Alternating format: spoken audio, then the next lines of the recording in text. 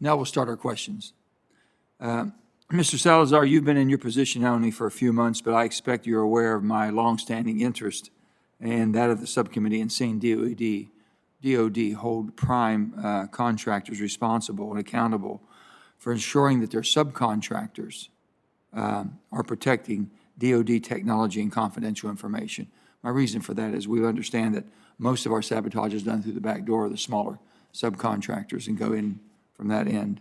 So my question, what does the department currently do to hold prime contractors accountable for the cybersecurity of their subcontractors?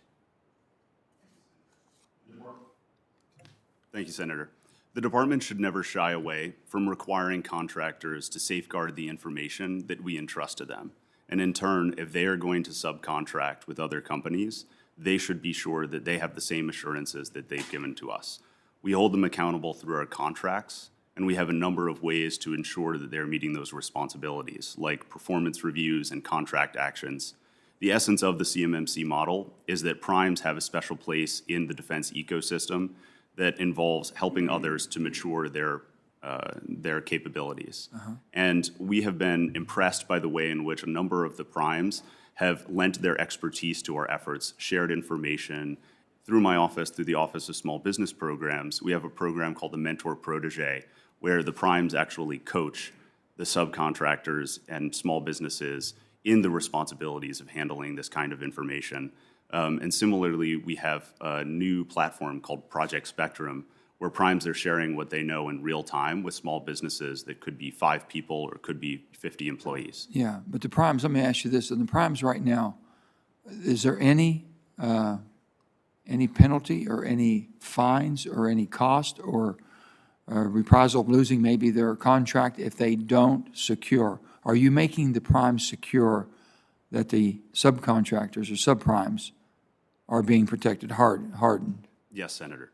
Yes, Senator. Through our contracts process, through our requirements process, I've had a number of conversations. They have to prove to you that their subs are secured. Do you all go into it in that depth? So when we entrust specific types of information of a national security interest to the primes, we also require that they mark and identify that information and that they ensure that the subcontractors are trained and capable of handling that information. But if you find out they haven't done it, what's the penalty if you find out they haven't done it? Do they lose we have a number of possible answers. Usually the PMO office will identify the opportunity to improve. We also will hold them accountable through the contracts, and we can use a number of acquisition levers.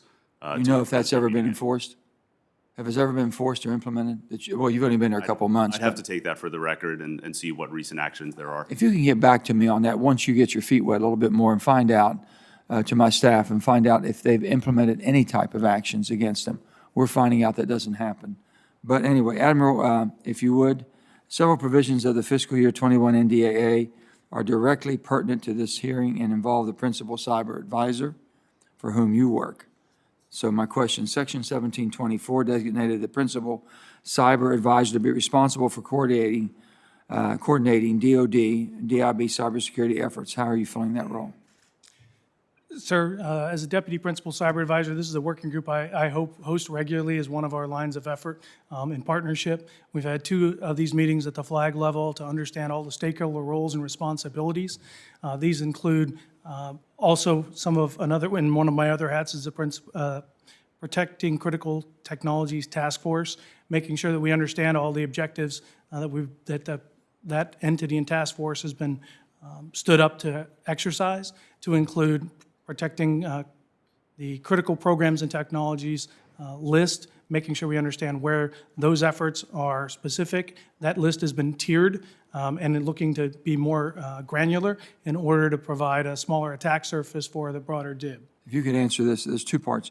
Section 1736, okay, I'll go over it with you. 1736, directed the principal cyber advisor assess the feasibility of working with the DIB to place sensors inside and outside DIB companies to help detect intrusion compromises. So on that one there, if you can answer that, is this work now underway that you know of? Yes, sir, it is. It is. Section 1737 requires DOD to assess the practicality of a comprehensive threat intelligence sharing program with DIB companies. What is the status of that program? That one is also, we have several efforts that have been piloted. The adversary emulation is one of those.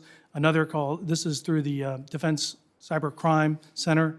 Another called Crystal Ball, which is an outside looking in. They've partnered with to identify the vulnerabilities and threats inbound, and those were used to identify and notify 13 DIB partners of Chinese malicious actors' attacks on the Microsoft Exchange server vulnerabilities. On the previous adversary emulation, that one was also used in this effort. DIB vulnerability program disclosures, that's a 12-month pilot that's ongoing to help with broadly the cyber hygiene. And then looking to expand these into non-cleared pilots for the non-cleared actors to go from 800 cleared defense contractors up to the broader DIB overall. Thank you. Senator Rounds. Thank you, Mr. Chairman. Mr. Salazar, recognizing